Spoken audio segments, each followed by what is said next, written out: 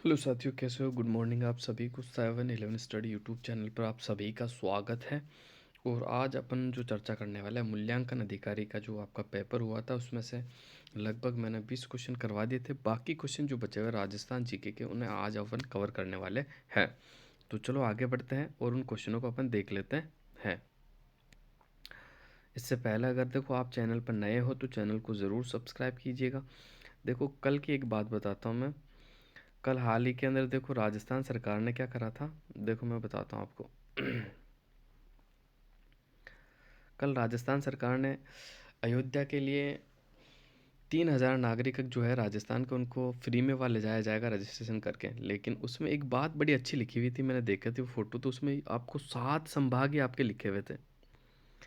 तो यानी इससे देखो क्या पता चलता है कि अभी तक बीजेपी सरकार ने 10 संभाग नहीं माने, 7 ही संभाग माना है। तो जाहिर है कि जिले भी देखो आपके 50 नहीं होके वापस 33 हो जाए। इसलिए मैं कहता हूँ पुराने जिले अभी तक पढ़ लो, अभी तक नया सवाल नहीं बनने वाला है। आप देख लेना, भले नोटिफिकेशन निकला हुआ बाकायदा सरकार का DIPR के द्वारा, उसमें केवल 7 संभाग ही के हैं, 10 संभाग नहीं के। तो हो सकता है बीजेपी नए जिलों का गठन नहीं करके वापस 33 जिले ही कर सकती है। अब बढ़ते हैं अपन सवालों की तरफ से। पहला सवाल 20 कल करवा दिया था मैंने, 21 की बात कर लेते हैं अपन। तो सवाल नंबर 21 आपके सामने है। राजस्थान में सर्वाधिक विस्तृत जल ग्रहण क्षेत्र वाली नदी है। तो सबसे ज़्यादा जल ग्रहण वाली नदी कौन सी है? तो आप सभी को पता है, वो बनास नदी है। कौन सी नदी है? बनास नदी जो है आपका सर्वाधिक जल ग्रहण वाली नदी है। बिल्कुल आपको याद रखना है। इसके अलावा देखो मैं आपको बताता हूँ एक छोटी सी ट्रिक जो आपको याद रखना है। बल्लू चमा, ये ट्रिक आपको याद रखनी है। सर्वाधिक जल ग्रहण आपको अगर आरोही या अवरोही क्रम में पूछ लिया जाए तो ये ट्रिक आपको याद रखनी है। बनास, बनास के बाद लूणी, लूणी के बाद चंबल, चंबल के बाद माही, बलूचमा। इस तरह से आप अच्छे से याद रख सकते हो। ठीक है। और अगर देखो अपवाह का प्रतिशत पूछ लेना, आपका राजस्थान में कौन सी नदी का अपवाह का प्रतिशत सबसे ज़्यादा है, तो आपको याद रखना है चंबल नदी का है 20.90%। कितना? 20.90% अपवाह क्षेत्र चंबल नदी का है।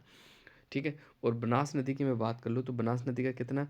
4.8%,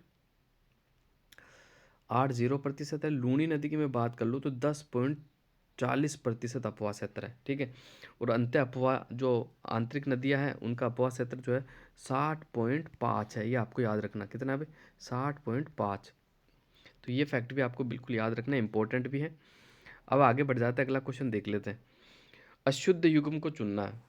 गड़ीसर, आपका जैसलमेर, मांडलताल, भीलवाड़ा, फायसागर, अजमेर, तालाबशाही, बारह। तो इसका जो राइट आंसर हो जाएगा, तालाबशाही आपका 12 में नहीं है। तालाबशाही आपका धौलपुर में पड़ता है। कहाँ पड़ता है? धौलपुर के अंदर पड़ता है। अगला क्वेश्चन देखते हैं। मिश्रित लाल व काली मृदा कौन से जिलों में पाई जाती है? तो 23 का जो राइट आंसर हो जाएगा आपका, मिश्रित लाल और काली मृदा जो पाई जाती है वो डूंगरपुर बांसवाड़ा में पाई जाती है। कहाँ पाई जाती है? डूंगरपुर बांसवाड़ा। ऑप्शन नंबर 2 जो है आपका बिल्कुल राइट आंसर हो जाएगा। अगला क्वेश्चन देखते हैं। राजस्थान के कौन से क्षेत्र में एंटीसोल समूह की मृदा या मिट्टियाँ पाई जाती है? तो एंटीसोल समूह की जो आपकी मृदा पाई जाती है, कहाँ पाई जाती है? पश्चिमी भाग रेगिस्तान के अंदर पाई जाती है। तो इसका ऑप्शन नंबर 3 जो है आपका बिल्कुल राइट आंसर हो जाएगा। अगला क्वेश्चन देखते हैं गाइस। प्रमुख सरसों उत्पादक जिलों का सही युग्म है, यानी सबसे ज़्यादा सरसों कहाँ होता? तो सबसे ज़्यादा सरसों कहाँ होता आप सभी को पता भी, भरतपुर और अलवर। ठीक है। भरतपुर में तो आपका सरसों का अनुसंधान केंद्र भी है ना, सेवर। तो सबसे ज़्यादा सरसों का होगा अलवर और भरतपुर में। ऑप्शन नंबर 1 जो है आपका बिल्कुल राइट आंसर हो जाएगा।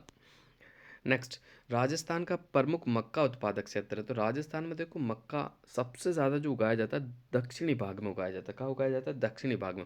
चित्तौड़गढ़ में आपका सबसे ज़्यादा मक्का होता है। चित्तौड़गढ़ हो गया, बांसवाड़ा हो गया, आपका डूंगरपुर हो गया, उदयपुर हो गया। ठीक है। यानी राजस्थान के दक्षिणी भाग में आपका सबसे ज़्यादा मक्का का उत्पादन किया जाता है। और मक्के के लिए जो उपयुक्त मिट्टी है ना आपकी, वो लाल लोमी मृदा है। लाल लोमी मृदा भी आपके राजस्थान के दक्षिणी भाग में पाई जाती है। अगला क्वेश्चन देखते हैं। प्रमुख बाजरा उत्पादक जिलों का सही युग्म कौन सा है, ये आपको बताना है। तो प्रमुख बाजरा उत्पादक की बात करो तो देखो रेगिस्तान में होता है आपका बाड़मेर और जालोर। ऑप्शन नंबर वन जो है आपका बिल्कुल राइट आंसर हो जाएगा। ऑप्शन नंबर वन जो है आपका बाड़मेर और जालोर बिल्कुल राइट आंसर हो जाएगा। सबसे ज़्यादा बाजरे का जो क्षेत्रफल है ना वो बाड़मेर के अंदर बोया जाता है, बिल्कुल आपको याद रखना है। अगला क्वेश्चन देख लेते हैं। अगला क्वेश्चन क्या है, तो अगला क्वेश्चन आपके सामने है, निम्न में से कौन सा एक युग्म सुमेलित नहीं है, ये आपको बताना है। तो 28वें क्वेश्चन की अगर मैं बात करता हूँ तो कौन सा सुमेलित नहीं है, तो देखो हिंदुस्तान जिंक लिमिटेड देवारी में बिल्कुल सुमेलित है, राजस्थान इलेक्ट्रॉनिक इंस्ट्रूमेंट्स लिमिटेड ये भी जयपुर में बिल्कुल सुमेलित है, और ओरिएंटल पावर केबल लिमिटेड ये भी आपका सुमेलित है। लेकिन मोदी एल्काइन केमिकल ये भरतपुर में आपका नहीं है। ये कहाँ पर है, बिल्कुल आपको कमेंट करके मुझे बताना। Modi alkaline and chemical limited. तो ऑप्शन नंबर 3 जो है आपका बिल्कुल राइट आंसर हो जाएगा। राजस्थान में सर्वप्रथम किस उद्योग की स्थापना हुई थी, ये आपको बताना है। तो 29 का जो आपका राइट आंसर हो जाएगा, सर्वप्रथम सूती वस्त्र उद्योग की स्थापना राजस्थान के अंदर हुई थी।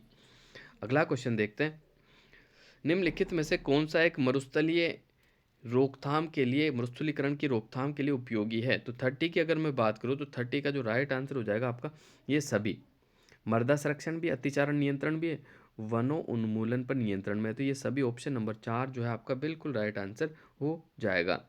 नेक्स्ट क्वेश्चन देखते हैं 31, राजस्थान मरुस्थल में ग्रीष्म काल के रात्रि में तापमान की आकस्मिक गिरावट होती है, जिसका कारण है, तो जिसका कारण क्या आपको बताना है। तो इसका जो आपका राइट आंसर हो जाएगा, अगर मैं बात करूँ सही आंसर की, तो बिल्कुल देख लेते अपन, वायुमंडल में उच्च शुष्कता, स्वच्छ आसमान, रेतीली मिट्टी और वनस्पति की कमी। तो ऑप्शन नंबर 1 ही आपका बिल्कुल राइट आंसर हो जाएगा भाई। रात के अंदर जो तापमान अचानक गिर जाता है ना, इसका कारण है कि एक तो वायुमंडल में उच्च शुष्कता होती है, बिल्कुल स्वच्छ यानी साफ आसमान होता है, रेतीली मृदा है आपकी, और वनस्पति की कमी के कारण रात्रि में आपकी ठंड बढ़ जाती है। अगला क्वेश्चन देख लेते हैं। अगला क्वेश्चन आपके सामने है, राजस्थान के निम्नांकित में से किस राज्यपाल ने राज्यपाल के पद से त्याग पत्र दिया था।